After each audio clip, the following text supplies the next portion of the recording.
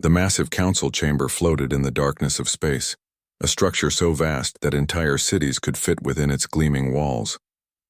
Ambassador Sarah Chen stood at the human podium, her hands folded behind her back as she gazed at the 12 ancient races that formed the Galactic Council. Each species sat on elevated platforms, looking down at her with expressions that ranged from curiosity to barely concealed contempt. She had practiced this moment 1,000 times. Humanity's first true appearance before the galaxy's ruling body. The chamber itself was designed to intimidate, with holographic displays showing the vast territories controlled by each council member. Compared to their empires that spanned hundreds of worlds, Earth's small collection of colonies looked pathetically insignificant. "We welcome Earth to the community of civilized species," announced Councillor Vexthan, a towering creature with 4 arms and skin that shimmered like oil on water. His voice echoed through the chamber with the weight of authority. "You will find that we maintain order through established protocols. War, when it occurs, is conducted with honor and restraint." Sarah nodded slowly. She had read the protocols extensively. Single-ship duels when disputes arose. No targeting of civilian populations. Formal declarations of combat intent. Withdrawal options for the losing side. It all seemed very neat and organized, like a game with clearly defined rules. "We appreciate the welcome," Sarah replied, her voice amplified across the enormous space. "Humanity is honored to join this council and will abide by your regulations regarding conflict." A low rumble of approval went through the chamber. The species of the galaxy had enjoyed relative peace for over 3,000 years. Their wars were limited affairs, more like sporting events than the total conflicts that had marked their violent pasts. They had evolved beyond such savagery, or so they believed. Then Councillor Zarkoth spoke. He represented the Carthon Dominion, a military society that had earned its council seat through a long history of honorable combat. His species resembled great reptilian warriors, with thick scales and eyes that glowed with inner fire. "The Carthon Dominion has territorial interests that overlap with 3 human colony worlds," Zarkoth announced. "New Perth, Armstrong Station, and Kepler 7. These worlds lie within our traditional expansion zone. We formally request that humanity cede these territories." Sarah felt her jaw tighten. Those 3 colonies held over 2 million human civilians, families, children, people who had traveled light years to build new lives. "Those worlds are inhabited by human citizens," Sarah said carefully. "We cannot simply abandon them." Zarkoth made a dismissive gesture. "Then we will resolve this matter through proper channels. Combat trial, as is our right under council law." The other councillors nodded. This was standard procedure. 2 species had a dispute. They would send champion ships to fight according to strict rules, and the winner would gain the territory. Civilized, controlled. Sarah took a deep breath. This was the moment her superiors had prepared her for. "Before we proceed," she said, her voice cutting through the murmurs, "I must deliver a warning to this council." Silence fell across the chamber. Warnings were not typically part of these proceedings. "Humanity comes from a world unlike most in this galaxy," Sarah continued. "We evolved as persistence predators. Our entire history has been marked by warfare. Not the ritualized combat you practice, but total war. War for survival, war for resources, war between ideologies. We have developed weapons and tactics that would horrify this council." She paused, making eye contact with each councillor in turn.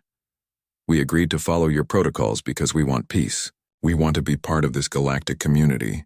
But I must be clear, if forced into conflict, humanity is capable of warfare far beyond what you have experienced in your 3,000 years of limited engagement." Councillor Vexthan's expression shifted to something resembling amusement. "Ambassador Chen, all species believe they are uniquely fierce. This is natural, but we have established these protocols precisely because unrestricted warfare leads only to mutual destruction. You will find our methods both efficient and humane." "With respect, Councillor," Sarah pressed, "you have not faced an opponent who understands warfare the way humanity does. We have fought ourselves for thousands of years. We know every trick, every strategy, every psychological pressure point. We know how to break supply lines, how to wage economic warfare, how to turn enemy populations against their leaders. We know things you have forgotten if you ever knew them at all." Zarkoth laughed, a sound like grinding stones. "The human speaks boldly for such a young species. Perhaps a demonstration is in order." We challenge Earth to combat for the 3 disputed worlds. Single ship duel as is proper. Let us see if your warriors match your words.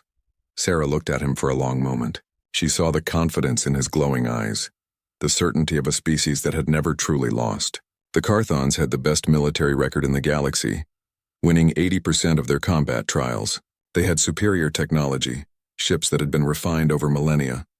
We accept, Sarah said quietly. But remember that I warned you. We will follow your rules as long as you follow them. But if those rules break down, if civilian lives are threatened, we will respond with methods you are not prepared for. Duly noted, Vex then said with a tone that suggested he considered the warning meaningless posturing. The combat trial will commence in 30 standard days at the New Perth system. May the worthiest species prevail. The other counselors murmured their agreement. To them this was routine. Another young species learning its place in the galactic order. The Carthons would win, humanity would cede the territories, and the new members would understand how things worked. Sarah left the chamber with her small diplomatic team. Once they were safely aboard their shuttle and heading back to the human embassy station, her aide, Lieutenant David Park, spoke up. They didn't take you seriously. No, Sarah agreed, staring out at the stars. They didn't. Will command authorize restraint? Park asked. Will we really fight by their rules? Sarah was quiet for a moment. She thought about the briefings she had received before taking this position. The classified reports on Earth's actual military capabilities, the weapon systems that made galactic technology look primitive, the strategic doctrines developed through centuries of human conflict. We'll follow their rules in the initial engagement, Sarah said finally. We gave our word and humanity keeps its promises. But if the Carthons break those rules, if they threaten our civilians or escalate beyond the agreed parameters. She didn't finish the sentence. She didn't need to. Back on Earth, the military command was already mobilizing. Ships were being prepared. Not just the single champion vessel required for the duel, but entire fleets held in reserve. Contingency plans were being updated. Rules of engagement were being drafted for multiple scenarios. Humanity had tried to warn them. The warning had been ignored. That would be the galaxy's first mistake. It would not be their last. The 30-day countdown had begun, and with it, the galaxy's peaceful era was approaching an end that none of its elder species could yet imagine. They had lived so long in their carefully controlled conflicts that they had forgotten what real war looked like. They were about to remember. The sky above New Perth burned with the light of combat. Captain James Rodriguez watched from the colony's command center as the human champion ship, the Defiant, engaged the Carthon vessel in orbit. Both ships followed the ancient protocols exactly, circling each other in a deadly dance that would have looked beautiful if so many lives did not depend on the outcome. Their shields are holding, his tactical officer reported. Our weapons are having minimal effect, James nodded grimly. The Carthons had superior technology, just as intelligence had predicted. Their shields could absorb more damage, their weapons fired faster, and their ship moved with a grace that suggested thousands of years of refinement. Defiant is taking heavy damage, the communications officer announced. Captain Miller is requesting permission to withdraw. James picked up the communication link. Permission granted. Follow protocol and signal honorable retreat. On the screen, the Defiant began broadcasting the standard withdrawal codes. According to galactic law, the Carthon ship should cease fire and allow the defeated vessel to leave the battlefield. The combat trial would be over, and humanity would cede the 3 worlds. For a moment it seemed the Carthons would follow procedure. Their fire slackened as the Defiant turned away. Then something changed. Sir, the Carthon ship is pursuing, the tactical officer said, confusion in his voice. They're continuing to fire. What? James stood up, staring at the display. We transmitted the withdrawal codes. They should have stopped.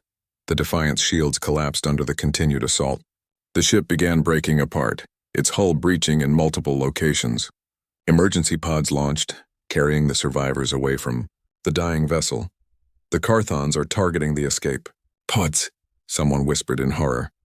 James watched in disbelief as the Carthon ship picked off the defenseless pods one by one. This was not just a violation of withdrawal protocol. This was murder, the kind of atrocity that galactic law had been designed to prevent. Get me a channel to that ship, James ordered. Now! The communication opened, showing Commander Zarkoth's face. He looked pleased with himself. "You dare to question Carthon honor?" he snarled when James demanded an explanation. "You withdrew because you were weak? In true combat, there is no retreat. You agreed to the protocols," James shot back. "You're violating council law." "Council law is for those who deserve to exist," Zarkoth replied. "Your species is inferior. You will surrender these worlds, or we will take them by force." The transmission ended. James stood frozen for a moment, his mind racing. Then the alarms began blaring. "Multiple Carthon ships entering orbit," the tactical officer announced. "They're deploying ground forces." "This is insane," someone muttered. "They can't just invade. The council will intervene." But no intervention came. The Carthon warriors descended to New Perth in their dropships, landing near the colony's main population centers. They had come for an honorable ground battle, expecting the humans to line up and face them in open combat. What they found instead was a city of 200,000 terrified civilians and a garrison of only 3,000 human soldiers. Captain Maria Santos commanded the ground defense. She had deployed her forces in defensive positions around the city, following the same protocols that governed space combat. Her soldiers waited in their designated combat zones, ready for the ritualized ground battle. The Carthons advanced in formation, their heavy armor gleaming in the afternoon sun. They were magnificent warriors, each one standing over 2 meters tall, armed with weapons that could slice through concrete. Maria's forces opened fire from their positions. The battle raged for 3 hours, with both sides taking casualties. The Carthons were stronger and better equipped, but the human soldiers fought with a desperation that surprised them. Then a Carthon heavy weapons team fired a plasma cannon at what they believed was a military bunker. It was a school. The building collapsed in a ball of fire. Inside were 43 children and their teachers, taking shelter from the battle that raged outside. None of them survived. Maria received the report over her command channel. For a moment she could not speak, could not think, could only feel the rage building inside her chest like a physical pressure. "Ma'am," her executive officer said quietly, "standing orders are to maintain protocol." Maria looked at him, looked at her soldiers, many of whom were parents themselves, looked at the smoke rising from what had been a school filled with children just minutes ago. "Not anymore," she said. "New orders. Unrestricted combat. Use every advantage we have," her XO understood immediately. "Ma'am, if we abandon the protocols, the council will—" "I don't care about the council," Maria snapped. "Those bastards just killed children. Get me command. Get me Earth. Tell them the rules are done." The message reached Earth 10 minutes later, traveling through the quantum communication network at faster than light speed. It arrived in the middle of an emergency session of the UN Defense Council, where military leaders and civilian officials were already debating what to do about the Carthon violations. Admiral Marcus Webb read the report in silence. He was a tall man with gray hair and eyes that had seen too much combat in his 50-year career. He had fought in the colony wars, in the Mars Rebellion, and a dozen smaller conflicts. He knew war in all its terrible forms. "They killed children," someone said unnecessarily. Admiral Webb stood up.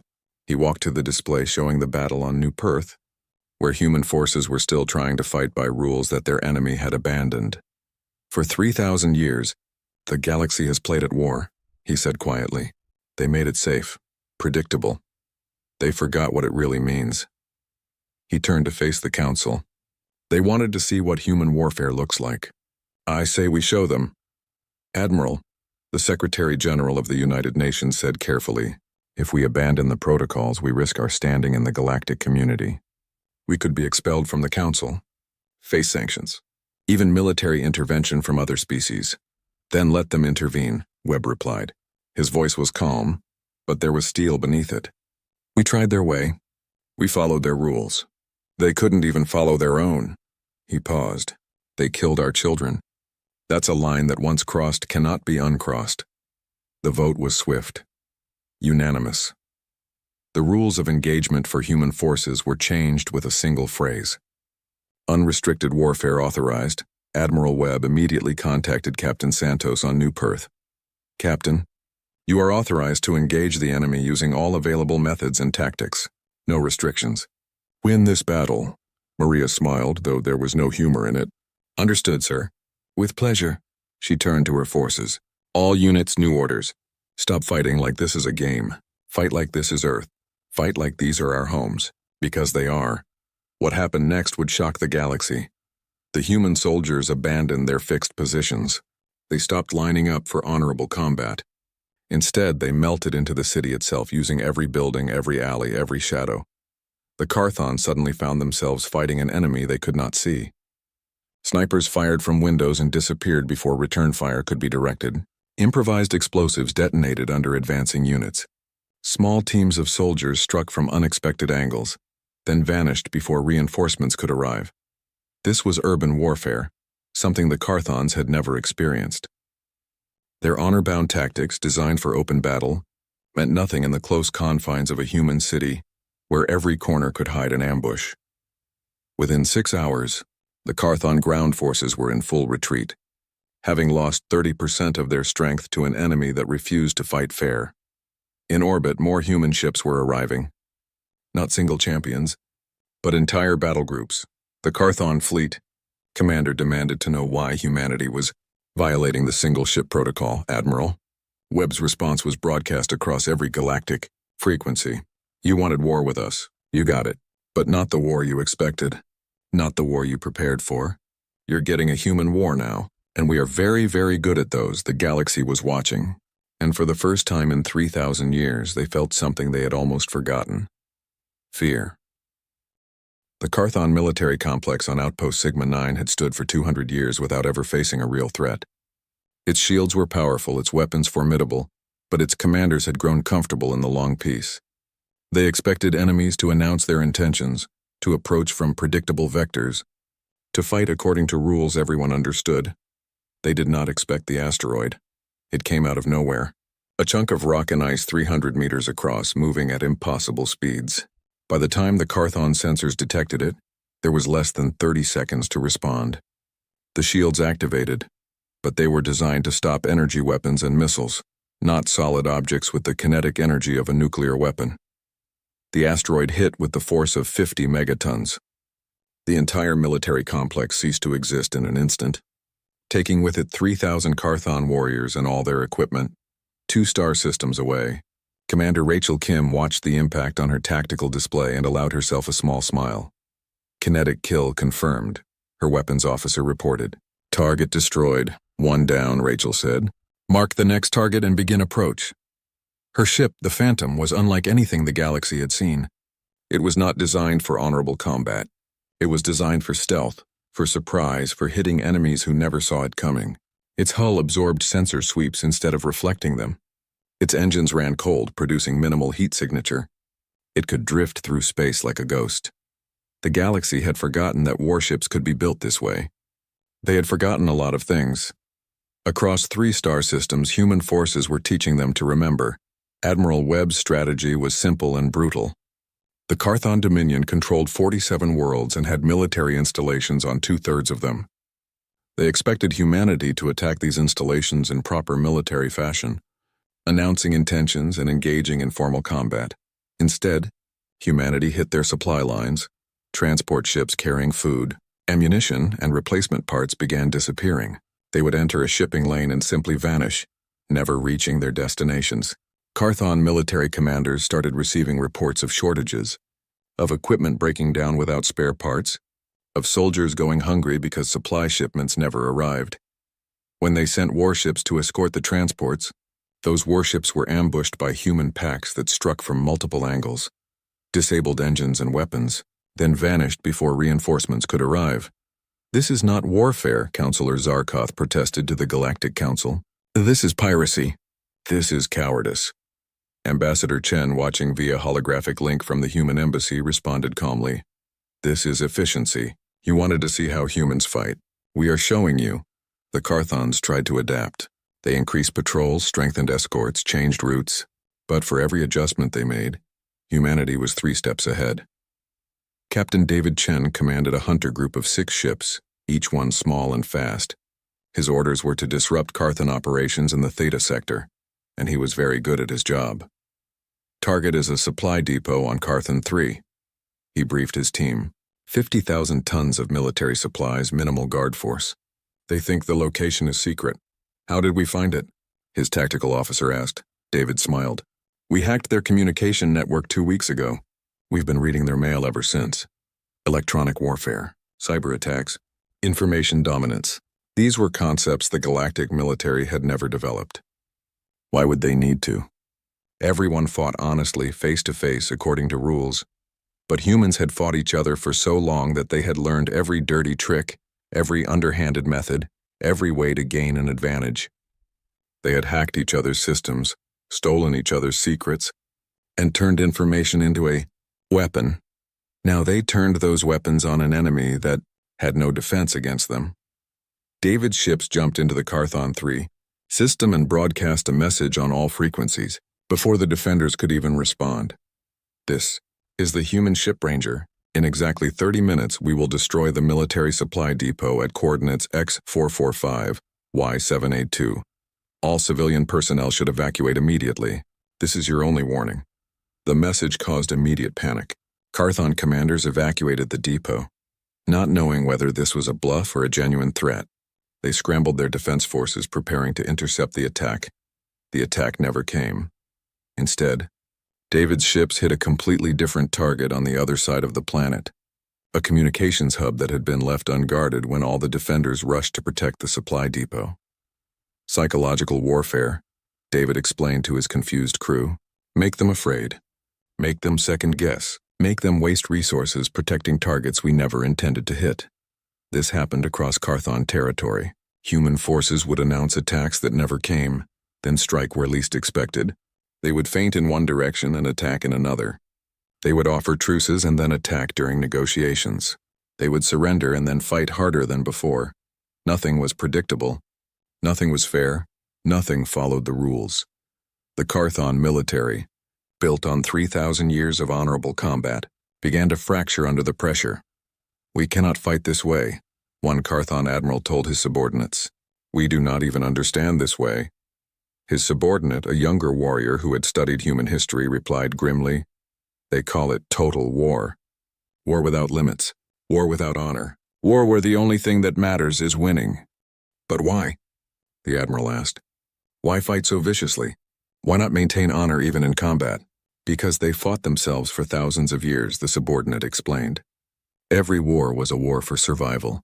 They learned that the species that fights fairly is the species that dies. So they learned to fight unfairly better than anyone else.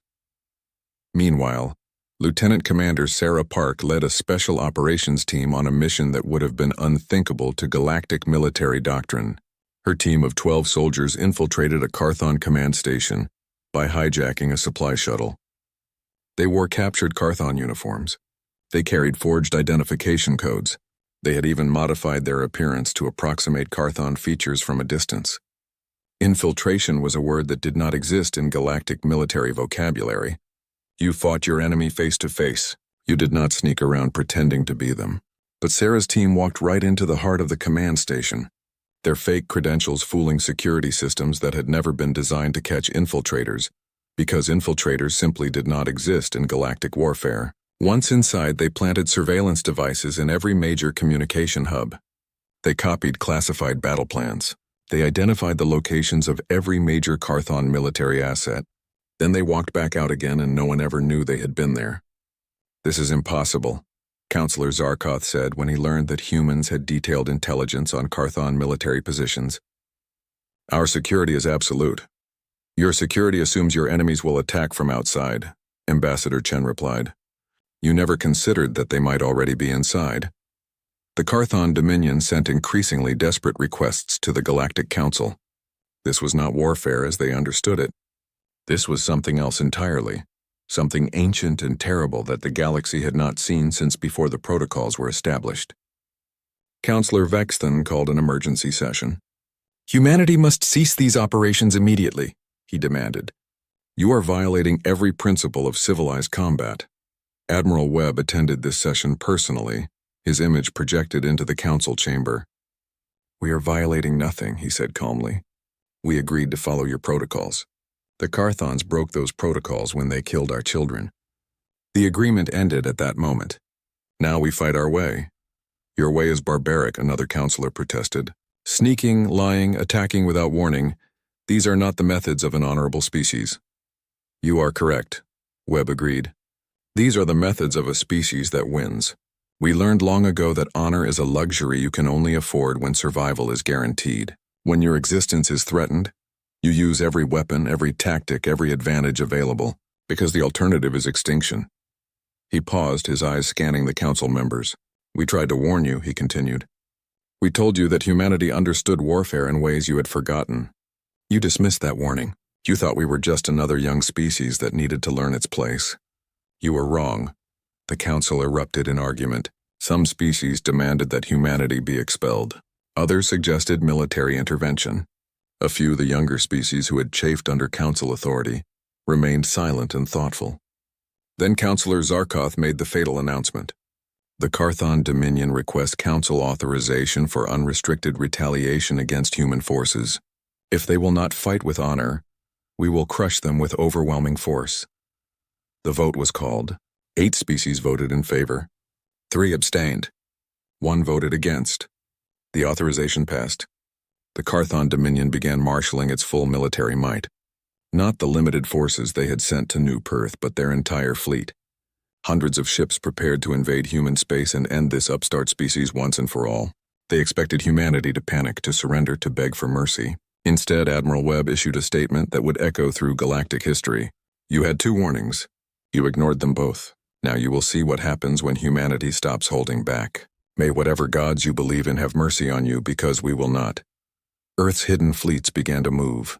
The galaxy was about to learn what real war looked like. The emergency session of the Galactic Council had been in progress for 6 hours, and tempers were rising.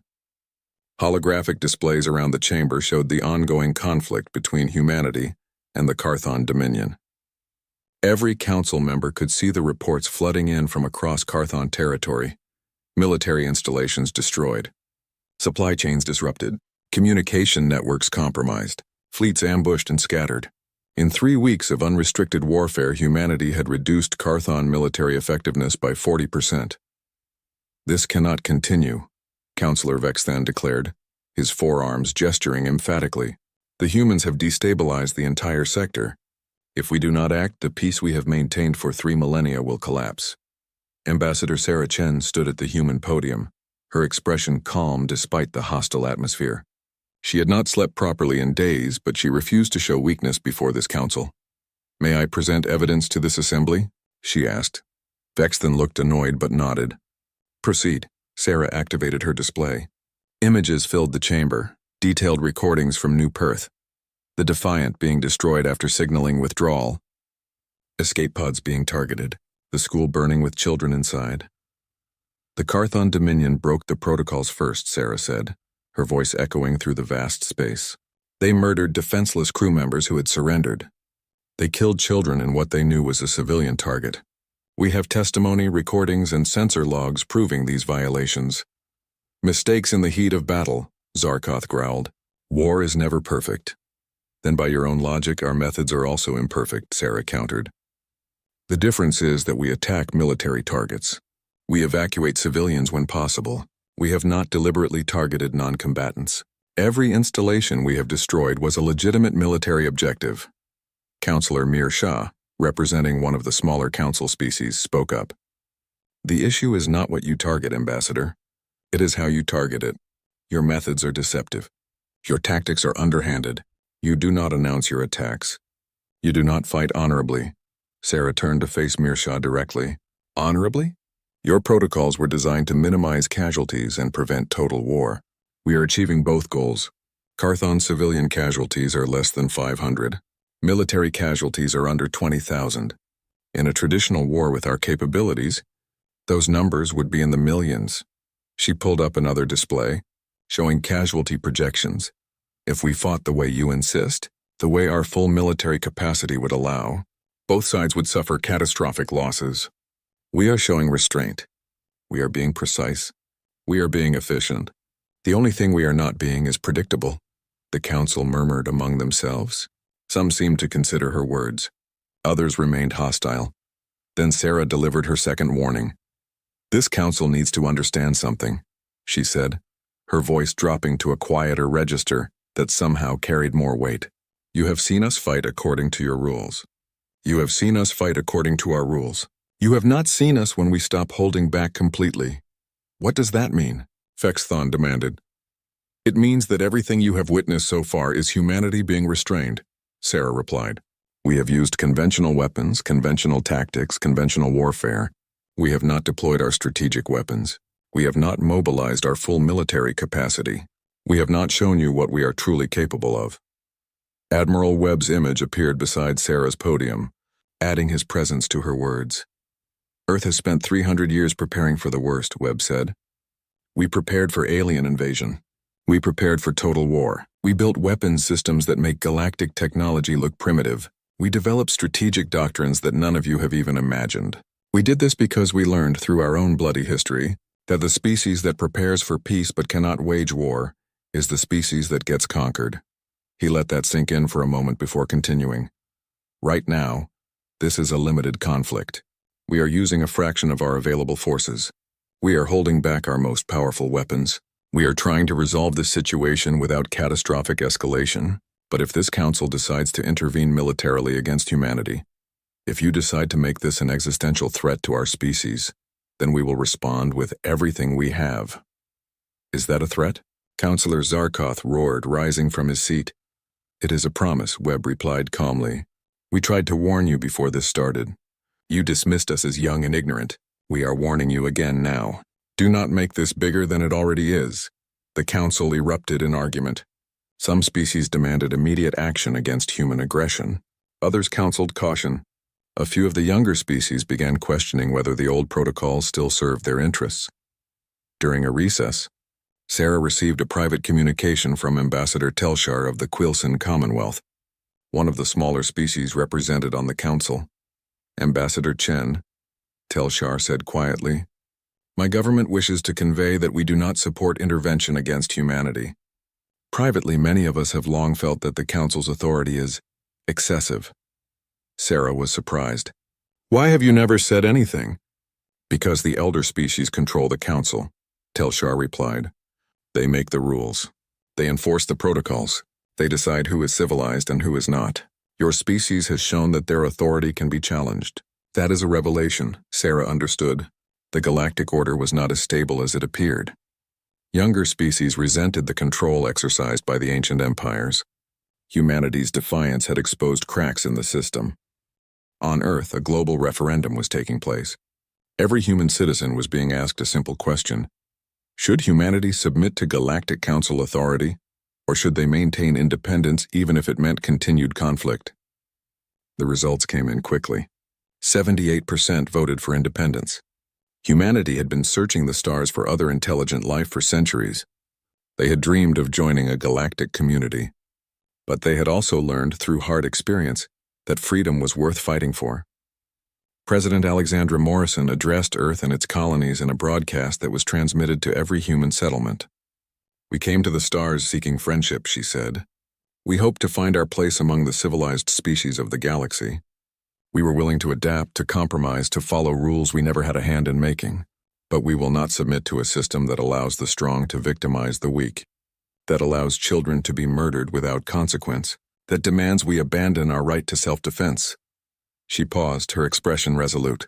The Galactic Council has given us an ultimatum. Submit or face intervention. My fellow humans, we do not submit. We did not fight our way to the stars only to bow before another empire. Whatever comes next, we face it as we have always faced adversity. Together, unified and unafraid, the broadcast ended. Across human space, military forces prepared for the possibility of war with the entire Galactic Council. But something unexpected happened. 3 of the younger species on the Council quietly reached out to human diplomats. They offered intelligence on Council military capabilities. They offered to abstain from any intervention vote. They offered in whispers and encrypted channels something like solidarity. The old order was fracturing. Back in the Council chamber, the final vote was called.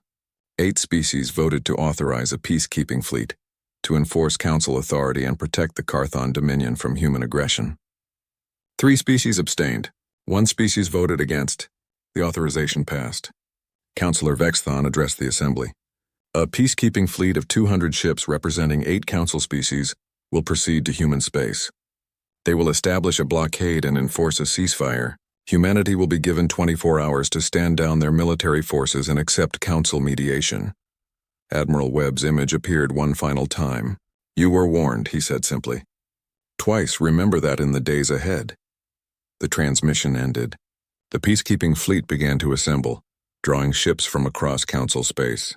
200 warships representing the combined might of 8 ancient civilizations. They expected humanity to back down when faced with such overwhelming force. They expected fear and submission. They were about to learn their final lesson about humanity. In hidden shipyards throughout the Sol system, in orbital platforms around Jupiter and Saturn, in underground bases on Luna and Mars, Earth's true military power began to reveal itself. Ships that had been hidden for decades activated their systems. Weapons platforms came online.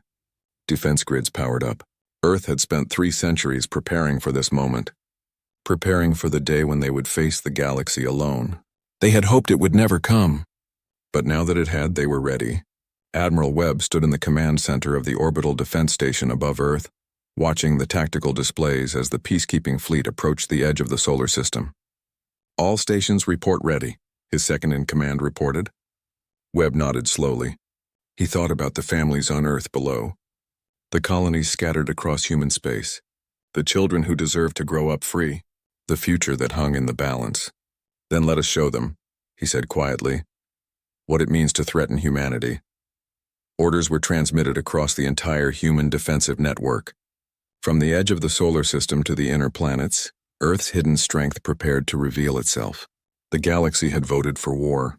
Now they would learn what war with humanity truly meant.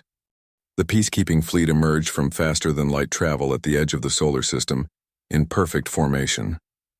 200 warships from 8 different species, representing 3,000 years of galactic military tradition. They had come to teach humanity a lesson about respecting council authority. Fleet Commander Velkaris of the Gen Collective commanded the operation from his flagship, the Eternal Justice. He was confident. No single species had ever successfully resisted a council peacekeeping operation. The combined military might arrayed before him was overwhelming. Scan the system, he ordered. Locate all human military assets. His sensor officers worked in silence for several minutes. Then they began reporting contacts. Many contacts, too many contacts. Commander, I am detecting multiple ship signatures throughout the inner system, the lead sensor officer reported, confusion in her voice. Hundreds of vessels, orbital platforms, weapons satellites. The numbers do not match our intelligence estimates. Velkaris felt the first stirring of unease. How many ships? The sensor officer rechecked her displays. At least 3,000, sir. Possibly more. Many of the signatures are unlike anything in our databases. 3,000 ships. The intelligence reports had suggested humanity possessed perhaps 200 combat vessels. This was impossible. They must be civilian ships trying to appear military, Velkaris decided. Humans are known for deception. Admiral Webb's face appeared on every view screen in the fleet simultaneously. The human looked tired but determined. Fleet Commander Velkaris, this is Admiral Marcus Webb of the United Nations Defense Force. You have entered Sol system with hostile intent. You have 20 minutes to reverse course and leave this system. This is your only warning. Velkaris activated his response channel. Admiral Webb, we are here under Council authority to enforce a ceasefire and establish a peacekeeping presence. You cannot threaten us with obsolete vessels and empty bluster. Surrender your command and accept Council mediation. Webb's expression did not change. You have 19 minutes. The transmission ended. Velkaris turned to his command staff. Ignore the theatrics. Advance into the system and establish orbital control around Earth. They will surrender once they see we are serious. The fleet began moving inward, maintaining tight formation. It was impressive, coordinated, the result of millennia of military tradition. Then the solar system came alive. The first indication was a proximity alert. Something was approaching the fleet at impossible speeds. Not one thing. Hundreds of things. Kinetic projectiles incoming. The tactical officer shouted. They are too fast, we cannot. The impacts came like hammer blows. Chunks of metal and ice moving at significant fractions of light speed. Launched from railguns positioned throughout the outer system. They tore through shields designed to stop energy weapons. 3 council ships were destroyed outright. A dozen more were severely damaged. Return fire. Velkaris ordered. At what, sir? The weapons officer responded desperately. The projectiles came from multiple vectors. We cannot locate the launch platforms. Then the human ships appeared. They did not announce themselves. They did not approach from predictable vectors. They came from behind asteroids, from within debris fields, from impossible angles.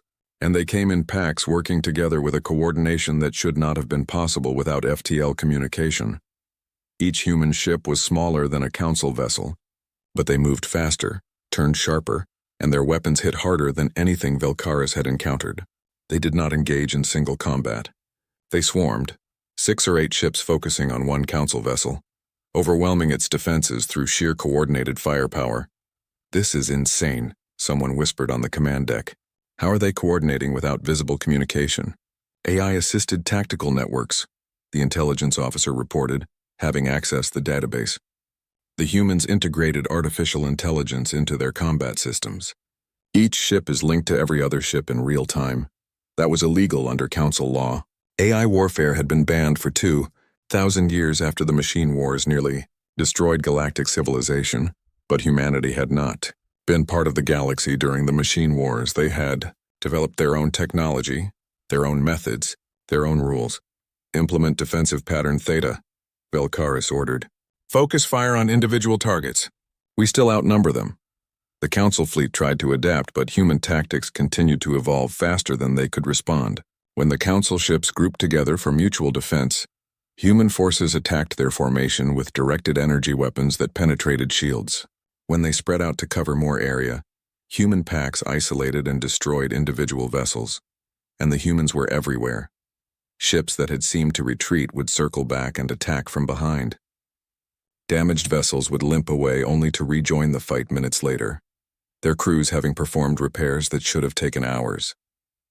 Small craft launched from Earth's orbital platforms too numerous to track, harassing larger council vessels like insects. Within 2 hours, the council fleet had lost 47 ships. The humans had lost 12. We are being slaughtered, Velkaris' second-in-command said quietly. Commander, we must withdraw. We cannot withdraw, Velkaris replied, though his hearts were heavy. The council authorized this action. To retreat would be to admit defeat. Then what do we do? Before Velkaris could answer, every system on the Eternal Justice went dark. Lights, weapons, shields, propulsion, everything failed simultaneously. Across the fleet, the same thing was happening to every ship. Some unseen attack had crippled them all. Admiral Webb's face appeared again, this time on emergency backup screens. You came here with 200 ships, Webb said. We have disabled all of them. Your crews are unharmed, and we will provide life support until you can effect repairs. But your weapons are offline and will remain offline. He paused. You asked what happens when humanity stops holding back. This is what happens. The cyber attack you just experienced propagated through your fleet communication network in under 3 seconds. We have been inside your systems since you entered the solar system. We could have killed every person on every ship. We chose not to. Velkaris stared at the screen in horror, a cyber weapon that could disable an entire fleet simultaneously. This was beyond anything in galactic military doctrine. You have seen a fraction of our capability, Webb continued. Our strategic weapons remain unused. Our main battle fleets have not engaged. The orbital defense platforms around Earth have not fired a shot. We have fought this battle with our screening forces alone. Across the fleet, council commanders were receiving the same message, receiving the same terrible realization. The war with the Carthon Dominion is over, Webb announced. Our fleets are currently surrounding their homeworld. We have disabled their orbital defenses, destroyed their military infrastructure, and established complete space superiority. We could bombard their planet into submission. We have chosen not to. He looked directly at the camera, as if he could see Velkaris personally. We integrated into your society in good faith. We followed your rules. We wanted peace. You chose to make this existential. You chose to threaten our homeworld. We warned you twice. You did not listen. The transmission ended. For a moment, there was silence on the bridge of the Eternal Justice. Then slowly, inevitably, Velkaris activated the fleet-wide channel. All ships cease offensive operations. Begin damage control and await instructions. It was not a surrender. Not formally, but everyone understood what it meant. On the Carthon homeworld, Counselor Zarkoth stood on a balcony overlooking his capital city. Above, human warships maintained position in geosynchronous orbit, their weapons trained on military targets across the planet. They had arrived 6 hours ago, sweeping aside the home fleet as if it were nothing. A human shuttle descended to the capital, carrying an officer with terms. The terms were harsh but not vengeful. The Carthon Dominion would surrender all claims to human territory. They would pay reparations for damages. They would accept human observers to ensure compliance, but there would be no occupation, no subjugation, no destruction of their civilization. Why? Zarkoth asked the human officer, a young woman with cold eyes. Why not destroy us? You have the power. Because we are not you, she replied. We wage war to achieve objectives, not to satisfy honor or pride. Our objective was to secure our territory and prevent future aggression. We have achieved that. Destroying your civilization serves no purpose. That is strategic thinking, Zarkoth said slowly, understanding dawning. You see war as a tool, not a ritual. Exactly, the officer confirmed. You made war into a game. We never forgot what it really is. The peace negotiations took 6 days. Representatives from the Galactic Council, chastened and shocked, mediated the final agreement. The war officially ended with the Treaty of New Perth, named for the colony where it had all begun.